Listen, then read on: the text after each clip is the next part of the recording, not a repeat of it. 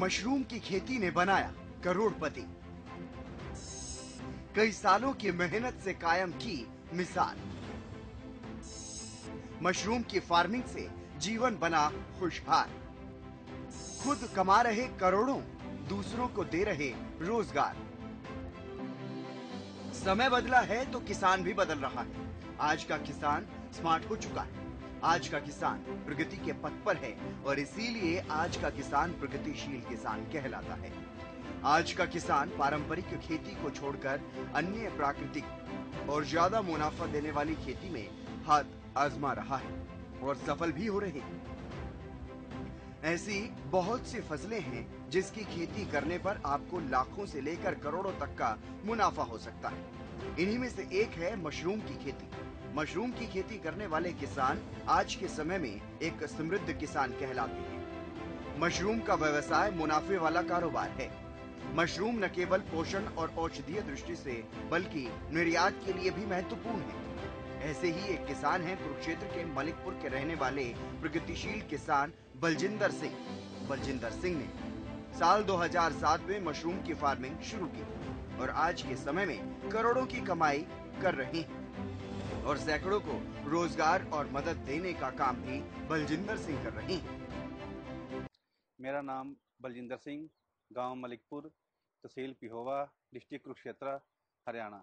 2007 में जब मैं विदेश से काम करने के बाद यहाँ आया तो मेरे पास दो ही ऑप्शन थे, या तो मैं दोबारा विदेश में जाऊँ या यहीं रहकर कोई अपना काम करूँ। तो मैंने यहाँ रह के अपना काम करना उचित समझा। बिल्कुल एक नॉर्मल तरीके से बिल्कुल छोटे स्केल से काम किया था। जी जी। समस्याएं तो बहुत ही, तब मंडीकरण बहुत मुश्किल था। अब के मुकाबले तो अब तो मुश्किल है ही कोई नहीं जी। बिल्कुल हर चीज़ घर अवेलेबल है, कंपोस्ट तैयार है। तब सारा मैनुअल काम था, अब सब काम मशीनरी से होता है। शुरुआत मैंने 2 शेडों से की थी। जी जी। धीरे धीरे 3, 4, 5, अब मेरे पास 50 शेड हैं जी। 50 शेड है। हाँ जी। और कितना कंपोस्ट तैयार करते हो सर आप हर साल? सर हम लगभग 4 लाख बैग तैयार करते हैं। 4 लाख बैग तैयार करते हैं। बिल्कुल।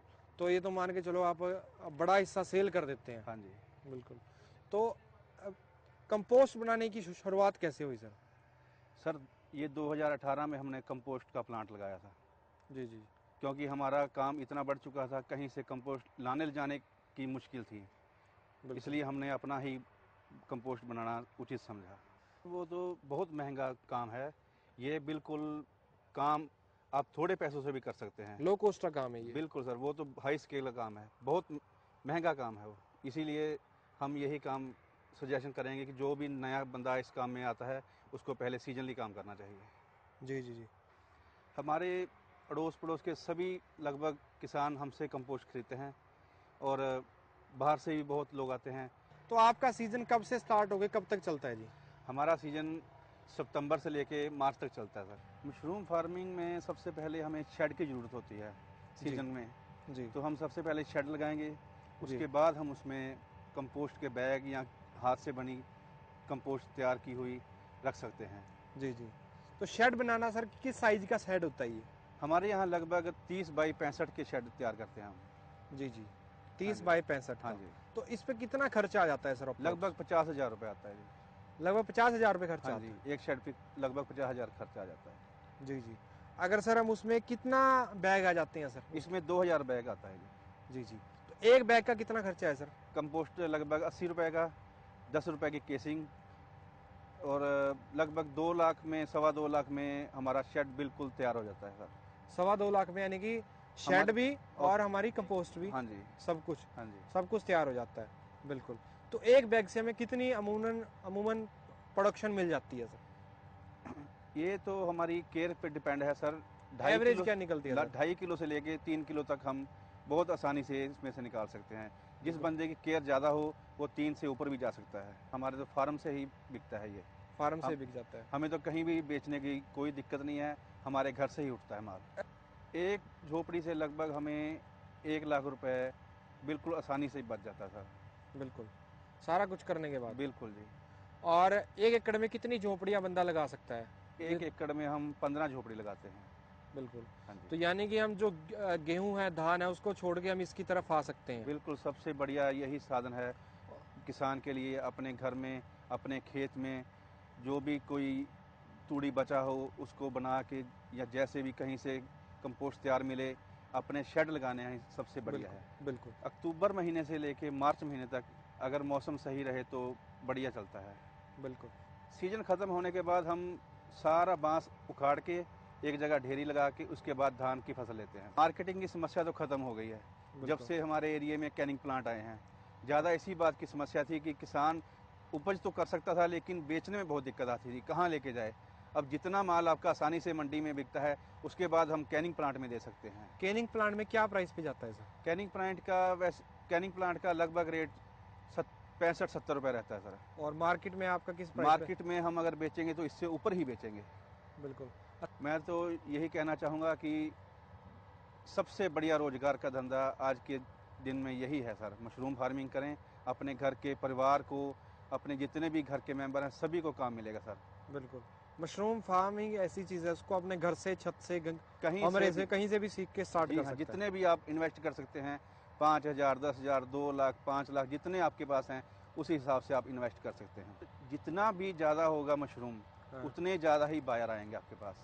ओके। जब से कैनिंग प्लांट चले हैं हमें किसी प्रकार की कोई दिक्कत नहीं है सर। मतलब कि आपको अब सेलिंग की कोई दिक्कत नहीं? बिल्कुल, हमारे तो फार्म से सारा माल उठता है सर। बलजिंदर सिंह ने बताया कि शुरुआत सिर्फ 50,000 रुपए लगा करके हो सकती है।